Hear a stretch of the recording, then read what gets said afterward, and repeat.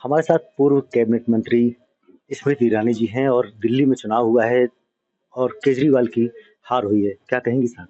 मैं इतना ही कहूंगी, आज हर वर्ग जो भारत के संविधान में और भारत की उन्नति में और विशेषतः भ्रष्टाचार मुक्त राजनीति में विश्वास करता है, हर वो व्यक्ति जो मोदी की गारंटी पर विश्वास करता है, उसने भारतीय जनता पार्टी की जीत दिल्ली में सुनिश्चित की है। ऐसे वोटर को मेरी ओर से बहुत बहुत आभार और हमारे कार्यकर्ताओं का बहुत बहुत अभिनंदन कि नरेंद्र मोदी के नेतृत्व में, नड्डा जी के सौजन्य से, अमित भाई के सानिध्य में और हमारे प्रदेश के अध्यक्ष सचदेवा जी हैं, उनके भी योगदान से आज दिल्ली में हमने एक ऐतिहासिक जीत भारतीय जनता पार्टी की दर्ज कराई है।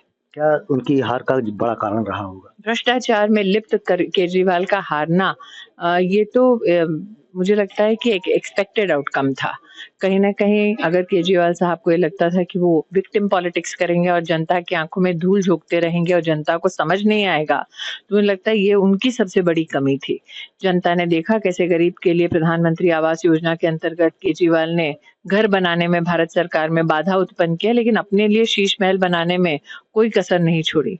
जनता ये स्वयं देख रही थी कि कैसे गंदा पानी पीने को मिल रहा था दिल्ली की जनता को, लेकिन खुद शराब की नदियां बहा रहे थे, घोटाले कर रहे थे। तो केजरीवाल के ये कुकर्म और ये कुनीतियां जो हैं, उसके चलते जनता में निश्चित रूप से एक आक्रोश था, जो आज के परिणाम में परिवर्तित हुआ।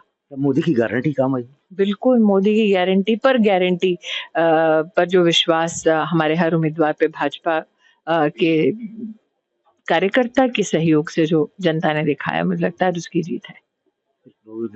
ये हमारे साथ स्मृति ईरानी जी थी। इन्होंने साफ कहा है कि दिल्ली की जो सरकार बीजेपी की बनी है और केजरीवाल की बड़ी हार हुई है, उसका कारण शराब घोटाला और उनके जो अन्य काम रहे हैं, इस वजह से केजरीवाल को बहुत हार का सामना करना पड़ा है।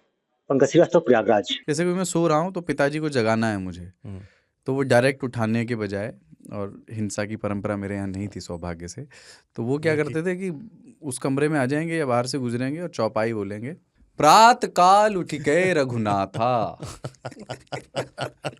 मात पिता गुरु नावही माता। कभी कभी मैं गुस्से में उठ करके अरे पापा चरण स्पर्श किया और सो गया, मैंने कहा अब मत उठाना।